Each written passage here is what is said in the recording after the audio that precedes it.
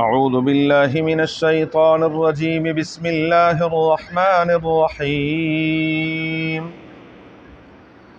قل لا اقول لكم عندي خزائن الله ولا اعلم الغیب ولا اقول لكم انی ملک ان اتبع الا ما يوحى الی قل هل يستوي الأعمى والبصير أفلا تتفكرون۔ قل آپ فرما دیجئے میرے محبوب صلی اللہ علیہ وآلہ وسلم، لا اقول لکم عندی خزائن اللہ، نہیں کہتا میں تم سے کہ میرے پاس اللہ کے خزانے ہیں، ولا اعلم الغیب، نہیں میں یوں کہتا ہوں کہ میں غیب جاننے والا ہوں، ولا اقول لکم انی ملک، نہیں میں تم سے یہ کہتا ہوں کہ میں فرشتہ ہوں، ان اتبع الا ما یوحى الی، نہیں میں پیروی کرتا مگر اس کی جو میری طرف وحی کی جاتی ہے۔ قل هل يستوي الاعمى والبصیر، آپ فرما دیجئے میرے حبیب صلی اللہ علیہ وآلہ وسلم، کیا برابر ہیں اندھا اور بینا؟ افلا تتفکرون، کیا تم غور و فکر نہیں کرتے ہو؟ قل لا اقول لکم عندی خزائن اللہ، سورہ انعام کی آیت نمبر 50 ہیں۔ اس آیت میں 3 اہم باتیں اللہ تعالیٰ نے بیان فرمائی۔ نمبر 1، اپنے حبیب صلی اللہ علیہ وآلہ وسلم سے اس بات کی نفی فرما دی کہ حضور صلی اللہ علیہ وآلہ وسلم اللہ تعالیٰ کے خزانوں کے مالک ہیں۔ دوسری اس بات کی نفی فرمائی کہ دونوں جہانوں کے سردار صلی اللہ علیہ وآلہ وسلم کو ما کان اور ما یکون، کائنات کے ذرے ذرے کا علم ہے۔ تیسری بات، ان 2 باتوں پر تھوڑی سی اختصار کے ساتھ بات ہو چکی ہے۔ تیسری بات جس سے نفی کی گئی ہے وہ یہ ہے کہ اللہ نے اپنے محبوب صلی اللہ علیہ وسلم سے فرمایا کہ آپ فرما دیجئے کہ میں فرشتہ نہیں ہوں۔ حضور صلی اللہ علیہ وآلہ وسلم کے بارے میں مشرکین مکہ کو ایک بہت بڑا اشکال یہ تھا کہ یہ کیسے ہو سکتا ہے کہ ہم ہی میں سے جس کے خاندان کو ہم جانتے ہیں، ماں باپ کو جانتے ہیں، ننیال کو جانتے ہیں، ددھیال کو جانتے ہیں، آگے ان کے اولاد کو جانتے ہیں، جس نے بچپن ہمارے سامنے گزارا ہے، نبی کریم صلی اللہ علیہ وآلہ وسلم کی سیرت کا ایک ایک لمحہ الحمدللہ محفوظ ہے۔ آپ حضرات بارہا سن چکے ہیں، حضور صلی اللہ علیہ وسلم ابھی دنیا میں تشریف نہیں لائے تھے کہ حضرت عبداللہ فوت ہو گئے۔ نبی کریم صلی اللہ علیہ وسلم پیدائش سے پہلے ہی یتیم ہو گئے۔ پھر یہاں سے نبی کریم صلی اللہ علیہ وسلم کی عمر مبارک جب 4 سال ہو گئی کم و بیش، تو والدہ لے کر گئی کہ چلو ہم نے مدینہ منورہ جانا ہے، حضرت آمنہ مدینہ منورہ کی تھی تو میں آپ کو آپ کے ننیال سے ملا دوں۔ حضور صلی اللہ علیہ وسلم کو لے کر گئی ننیال، اللہ کی شان کہ وہاں سے واپسی پر آ رہی ہیں اور راستے میں ہی ماں بھی فوت ہو گئی۔ تو بڑا عجیب وقت ہے وہ بھی۔ وہاں سے واپس آئے نبی کریم اب یہ بتائیے، یہ باپ کا فوت ہونا ہم در یتیم کہتے ہیں، نبی کریم صلی اللہ علیہ وسلم کو در یتیم کہ نہ کرد قرآن درست، یتیم کہ نہ کرد قرآن درست، ایسا یتیم جس نے قرآن کریم جیسے عظیم لازوال نعمت امت تک پہنچایا۔ تو بہرحال نبی کریم صلی اللہ علیہ وسلم پھر اپنے دادا کی کفالت میں آ گئے، دادا بھی فوت ہو گئے، پھر اس کے بعد چچا کی کفالت میں آ گئے، حضرت ابو طالب کی کفالت میں آئے، حضرت ابو طالب نے حق ادا کیا کفالت کا۔ پھر یہاں سے جا رہے ہیں شام، وہاں سے سفر پر راستے میں جو حالات پیش آ رہے ہیں، یہ سارے معاملات، پھر مکہ مکرمہ میں بکریاں چرانا، کیا یہ صحیح روایات سے ثابت ہے کہ نہیں ہے؟ پھر حضور صلی اللہ علیہ وآلہ وسلم کا بچپنا، لڑکپن، اور پھر کیا ہے جوانی۔ پھر نبی کریم صلی اللہ علیہ وسلم کا شام تجارت کے لیے جانا، حضرت خدیجہ رضی اللہ تعالی عنہ کا مال لے کر مزاربت پر وہاں حصے پر لے کر گئے تجارت کی، واپس آ کر وہ اتنی ان سے متاثر ہوئی کہ انہوں نے پیغام نکاح بھیجا۔ چچا نے جا کر نکاح پڑھایا اور حضور صلی اللہ علیہ وسلم کا نکاح حضرت خدیجہ رضی اللہ تعالی عنہا سے ہو گیا۔ پھر ام المومنین حضرت خدیجہ رسول اللہ مبارک کا نکاح کے بعد نبی کریم صلی اللہ علیہ وسلم کی ایک بیٹی پیدا ہوتی ہے، دوسری ہوتی ہے، تیسری ہوتی ہے، چوتھی ہوتی ہے، 2 بیٹے اللہ عطا فرماتے ہیں، 6 اولاد اللہ تبارک و تعالیٰ نے حضرت خدیجہ رضی اللہ تعالی عنہا سے۔ اور اسی دوران اللہ تبارک و تعالیٰ 40 سال کی عمر مبارک میں باقاعدہ نبوت سے سرفراز فرماتے ہیں، اور جب نبوت جس دن عطا فرماتے ہیں وہاں حضور صلی اللہ علیہ وسلم بڑے گھبرائے ہوئے آتے ہیں گھر اور فرماتے ہیں زملونی زملونی دثرونی دثرونی، اور مجھے کمبل اڑاؤ کمبل اڑاؤ، چادر اڑاؤ، سردی لگ رہی ہے اور کپ کپی طاری ہے۔ پھر حضرت ام المومنین اپنے چچا زاد جو ورقہ بن نوفل ہیں ان کے پاس لے کر جاتی ہیں، ان کو اپنا سارا کچھ سناتے ہیں حضور صلی اللہ علیہ وسلم، بہرحال لمبی تفصیلات، اور پھر مکہ مکرمہ کے حالات اور واقعات، تنگیاں اور تلخیاں، اور پھر یہاں سے ہجرت پر مجبور ہونا، نبی کریم صلی اللہ علیہ وسلم کا ہجرت فرمانا، مکہ مکرمہ کو چھوڑنا پڑا، مدینہ منورہ میں آئے۔ نبی کریم صلی اللہ علیہ وسلم کو کبھی بخار ہوتا ہے، کبھی سر میں درد ہوتی ہے، کبھی کمر میں درد ہوتی ہے۔ جب غزوہ خندق ہو رہا ہے صحابی آئے، فرمان اللہ کے محبوب صلی اللہ علیہ وسلم سردی کا موسم ہے، کھدائی کر رہے ہیں، مشکل ترین کام ہے، پتھریلی زمین ہے، اس کو کھود رہے ہیں، خندق بنا رہے ہیں، اور کھایا پیا کچھ نہیں ہے، یہ دیکھو کمر سیدھی کرنے کے لیے میں نے پتھر باندھا ہے۔ دونوں جہانوں کے سردار صلی اللہ علیہ وسلم نے دامن اٹھایا، فرمایا میرے صحابی آپ نے ایک پتھر باندھا ہے، محمد الرسول اللہ صلی اللہ علیہ وسلم نے 2 پتھر باندھے۔ ایک دن دوپہر کا وقت ہے، نبی کریم صلی اللہ علیہ وسلم گھر سے باہر آئے، اتنے میں مشہور واقعہ ہے، سیدنا ابوبکر صدیق بھی آ گئے، فرمایا ابوبکر کیسے آئے ہو؟ میں حضور میں نے کہا آپ کے دیدار کر لوں۔ ٹھیک ہے، اتنے میں دیکھا تو عمر آئے، فرمایا عمر کیسے ہو؟ فرمایا حضور بھوک لگ رہی تھی، سکون نہیں مل رہا تھا گھر میں، بھوک لگ رہی تھی۔ اور عمر سیدھی سیدھی بات، مجھے کیا ہے؟ بھوک ستا رہی تھی۔ فرمایا مجھے بھی کچھ بھوک لگ رہی ہے۔ حضور نے کیا فرمایا؟ مجھے بھی بھوک۔ چلیے حیثم ابن تحیان رضی اللہ تعالیٰ عنہ کے باغ چلتے، ان کے گھر چلتے گئے جی، باغ کے اندر ان کا بہترین گھر ہے۔ پوچھا ہاں جی کہاں ہے حیثم؟ فرمایا حضور وہ تو پانی لینے گئے۔ حضور کو پتہ ہوتا عالم الغیب ہوتے تو پوچھتے، بولے ہاں معلوم ہوا عالم الغیب نہیں تھے۔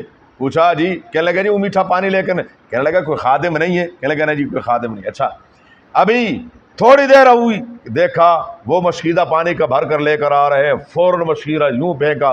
فرمایا یا اللہ کتنی خوشی کی انتہا نہیں ہے، دونوں جہانوں کے سردار صلی اللہ علیہ وآلہ وسلم، وہ ہستی جن کو رب نے اپنے ہاں بلایا تو کائنات کا نظام جام کر دیا، وہ ہستی جن کے گھر آئے اس کی خوشی کی کیا انتہا ہوگی۔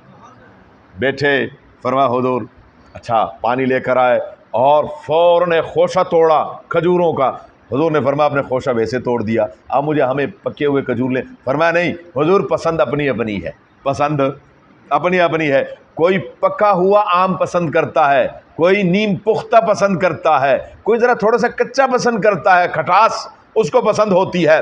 تو میں نے کہا کھجوریں بھی کسی کو بالکل پختہ، کسی کو ذرا نیم پختہ، تو اس گچھے میں ہر قسم کی کھجوریں ہیں، میرا جی چاہتا ہے کہ جو آپ کا دل کرے وہ کھائیں۔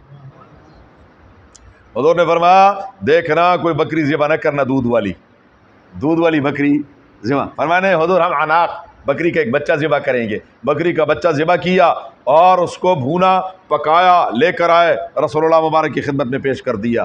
اب حضور صلی اللہ علیہ وسلم نے فرمایا کوئی غلام نہیں ہے آپ کا، کوئی نوکر نہیں ہے؟ فرمایا نہیں حضور میرا نوکر نہیں ہے، میں گھر کے سارے کام خود کرتا ہوں۔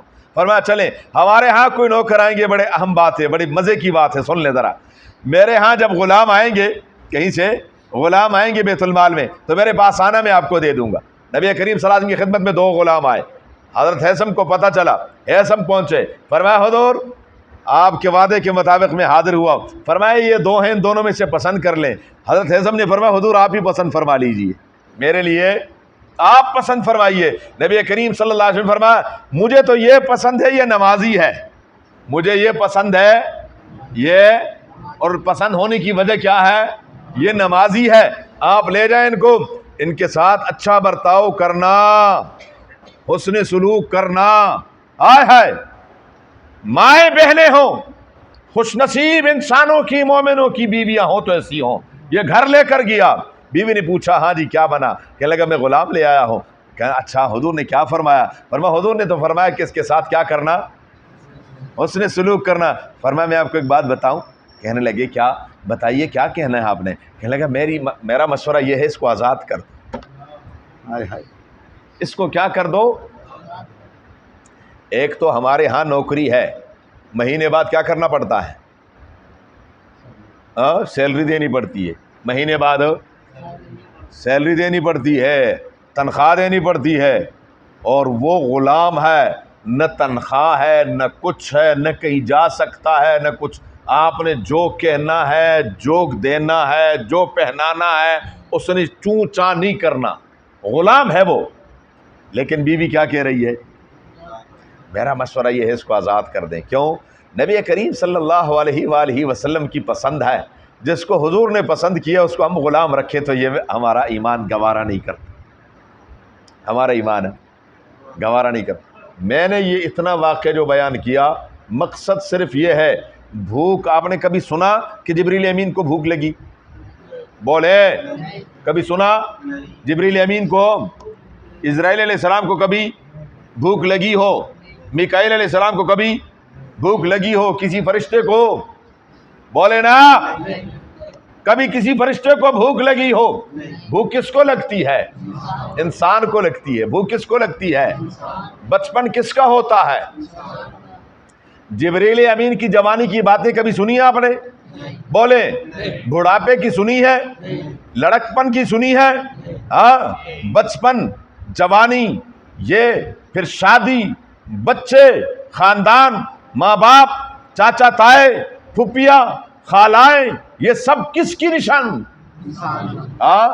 انسان. کس کی؟ انسان. حضور کون تھے؟ انسان تھے. حضور کون تھے؟ صلی اللہ علیہ وآلہ وسلم.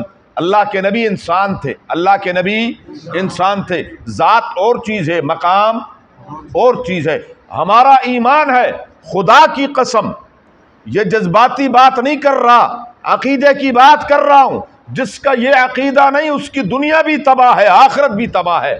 ہمارا ایمان ہے کائنات میں جتنی خوبیاں ہیں، جتنی بھلائیاں ہیں، جتنی اچھائیاں ہیں، جتنی اچھی صفات ہیں، جو کچھ بھی ہے اللہ کے بعد سب کی سب حضور کے پاس، سب کی سب.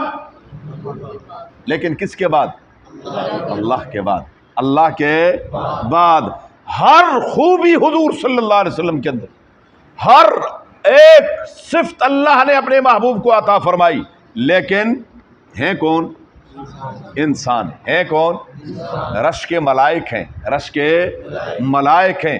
فرشتے بھی کیا کرتے ہیں؟ وہ فرشتوں کا سردار جبریل امین بھی آ کر دو زانوں ہو کر بیٹھتے ہیں. یا رسول اللہ صلی اللہ علیہ وسلم، اخبرنی عن الایمان، اخبرنی عن الاسلام، اخبرنی عن الاحسان، متی الساعہ. یوں بیٹھے ہوئے ہیں اور سوال کر رہے ہیں. جیسے ایک شاگرد اپنے استاد سے کرتا ہے. اور معراج کی رات جبریل امین کے کتنے پر ہیں؟ 600 پر. کتنے؟ 600 پر ہیں جبریل امین کے. 600 پر. جبریل امین نے پوری سدوم کے علاقے کو، لوط علیہ السلام کی قوم کو صرف ایک پر استعمال کر کے اتنا نیچے سے لیا کہ نیچے سے بحر میت، مردار سمندر نکل آیا، نیچے سے اٹھایا، آسمان تک لے گئے، دوسری طرف پٹخ دیا. اتنے طاقتور فرشتہ ہے. پر جب سدرۃ المنتہا کے مقام پر پہنچے کیا کہا؟ فرمایا حضور بس آگے آپ نے اکیلے جانا ہے، میں آپ کے ساتھ نہیں جا سکتا، میں آپ کے ساتھ نہیں جا سکتا. حضور صلی اللہ علیہ وسلم کو اللہ نے مقام عطا فرمایا. حضور صلی اللہ علیہ وسلم کو اللہ نے مقام، بہت اونچا مقام ہے. لیکن ہیں کون؟ بولیں کون ہے؟ انسان ہے. کون ہے؟ انسان ہیں، بنی آدم ہے، بنی آدم ہے۔ بات سمجھ میں آ رہی ہے؟ حضور صلی اللہ علیہ وسلم آدم علیہ السلام کی اولاد میں سے، نبی کریم صلی اللہ علیہ وسلم کا پورا سلسلہ نسب آدم علیہ السلام تک۔ اللہ تعالیٰ جزائے خیر عطا فرمائے مولا طارق جمیل صاحب کو، وہ باقاعدہ وہ لڑی پڑھتے ہیں حضور صلی اللہ علیہ وسلم کے والد، دادا، پردادا، فلاں فلاں، ابراہیم علیہ السلام تک، پھر نوح علیہ السلام تک، اور پھر آدم علیہ السلام تک پہنچاتے ہیں۔ تو آدم علیہ السلام کی جو اولاد ہیں ان کو کیا کہتے ہیں؟ ان کو انسان کہتے ہیں کہ نور کہتے ہیں؟ انسان کہتے ہیں۔ ان کو کیا کہتے ہیں؟ انسان۔ آدم علیہ السلام کی پوری اولاد کون ہے؟ انسان ہے۔ حضور صلی اللہ علیہ وسلم کو اللہ نے نبی بنایا کس کی طرف؟ انسانوں کے لیے۔ کس کے لیے؟ انسانوں کی طرف۔ لو کان فی الارض ملائکۃ یمشون مطمئنین لنزلنا علیہم من السماء ملکا رسولا۔ سورہ بنی اسرائیل میں اللہ فرماتے ہیں، او مکے کے کافرو مشرکو، تم کہتے ہو انسان کو نبی بنایا ہے۔ ہاں ہاں، انسان کو اس لیے نبی بنایا ہے کہ زمین میں چلنے پھرنے والے کون ہیں؟ انسان ہیں۔ تو انسانوں کے لیے نبی انسان اس لیے بنایا۔ اگر زمین میں فرشتے رہتے بستے تو پھر ہم پیغمبر بھی کس کو بناتے؟ فرشتے کو۔ کس کو؟ فرشتے کو۔ صلہ رحمی، صلہ رحمی کیا ہے؟ لازم ہے کہ نہیں ہے؟ صلہ رحمی کس کو کہتے ہیں؟ رشتہ داری کو نبھانا، رشتہ داری نبھانا۔ جبریل علیہ السلام کے والدین ہیں؟ بہن بھائی، اولاد، داماد، سسرال، ننیال، ددھیال، کوئی رشتے ہیں؟ کوئی رشتے نہیں۔ میرے اور آپ کے ہیں۔ ہمارے لیے نمونہ کون ہو سکتا ہے؟ جس کا ددھیال بھی ہوگا، جس کا ننیال بھی ہوگا، جس کا سسرال بھی ہوگا، جس کے آگے کڑم بھی ہوں گے، ہاں ہاں، جس کے بچیاں بیاہی گئی ہیں۔ یہ سارے رشتے کس کے ہیں؟ حضور صلی اللہ علیہ وآلہ وسلم کے ہیں۔ اور یہ علامت ہیں، نشانیاں ہیں کس چیز کی؟ کہ حضور کون ہے؟ انسان ہے۔ یہ ایک گھڑی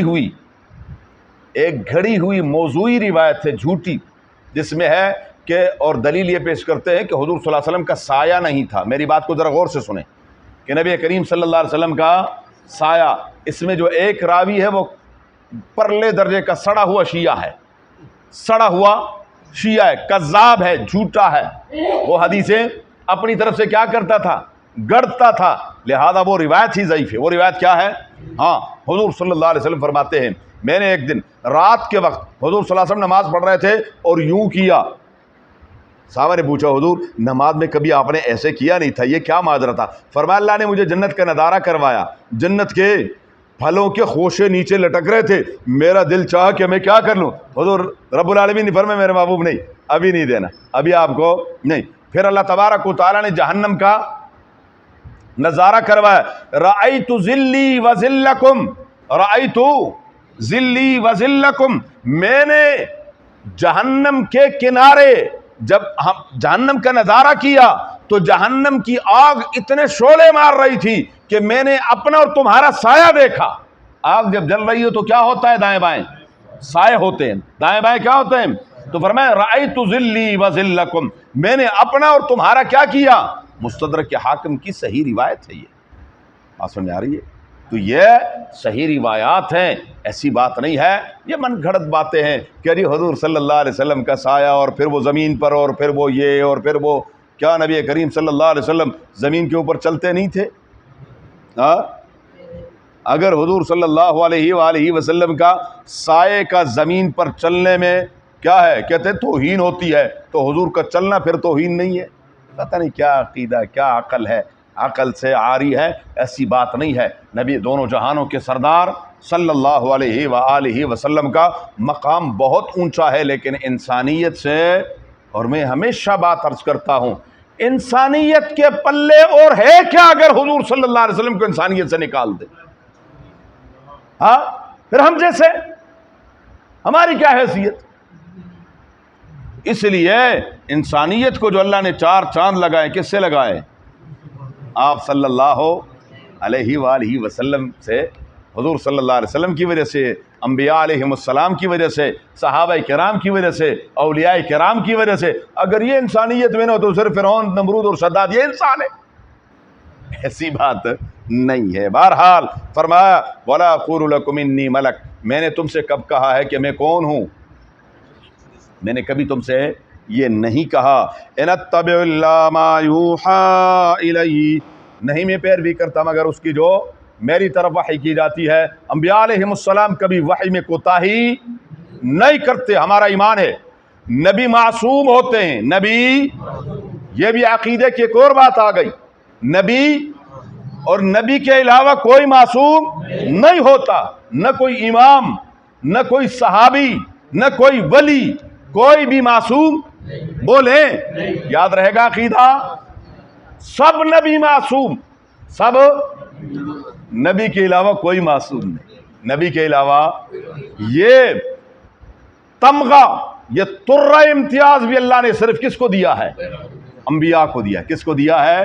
انبیاء۔ انبیاء معصوم۔ کچھ لوگ کہتے ہیں جی وہ فلاں نبی سے غلطی ہو گئی، لعنت ہے تیرے سوچ پر، پیغمبر سے غلطی کبھی نہیں ہو سکتی، پیغمبر کبھی، ہاں پیغمبر معصوم ہوتا ہے، پیغمبر معصوم۔ ہاں ایک مسئلہ کوئی ایسا ہو جس میں ابھی اللہ کی طرف سے وحی نہ آئی ہو اور وہ اپنے اجتہاد اور سمجھ سے کوئی بات کرے، امکان ہے کہ اپنے اجتہاد کی وجہ سے کوئی تھوڑی بہت لغزش ہو جائے، ورنہ اللہ کے احکامات میں نبی سے کوئی غلطی نہیں سرزد ہو سکتی، یہ ہمارا ایمان ہے۔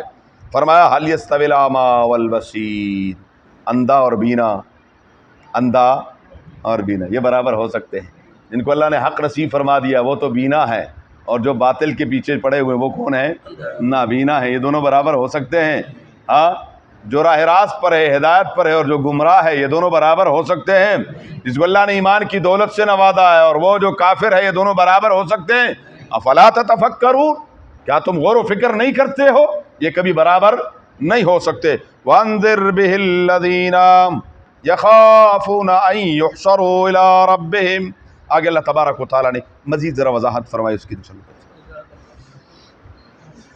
اللہم صلی علی محمد وعلی آل محمد کما صلیت علی ابراہیم وعلی آل ابراہیم، اللہم بارک علی محمد وعلی آل محمد کما بارکت علی ابراہیم وعلی آل ابراہیم، اللہم ارحمنا بالقرآن العظیم، اللہم ارحمنا بالقرآن العظیم، اللہم ارحمنا بالقرآن العظیم واجعلہ لنا اماما ونورا وہدا ورحمتا یا رب العالمین، اللہم ذکرنا منہ ما نسینا وعلمنا منہ ما جہلنا وارزقنا تلاوتہ آناء اللیل واطراف النہار واجعلہ لنا حجتا یا رب العالمین، اللہم نور قلوبنا بالقرآن وزین اخلاقنا بالقرآن ونجنا من النار بالقرآن وادخلنا الجنة بالقرآن، اللہم حصل مرادنا ويسر امورنا بجاہ حبیبک المصطفى ونبیک المرتضى صلی اللہ علیہ وآلہ واصحابہ اجمعین برحمتک یا ارحم الراحمین، جزاکم اللہ۔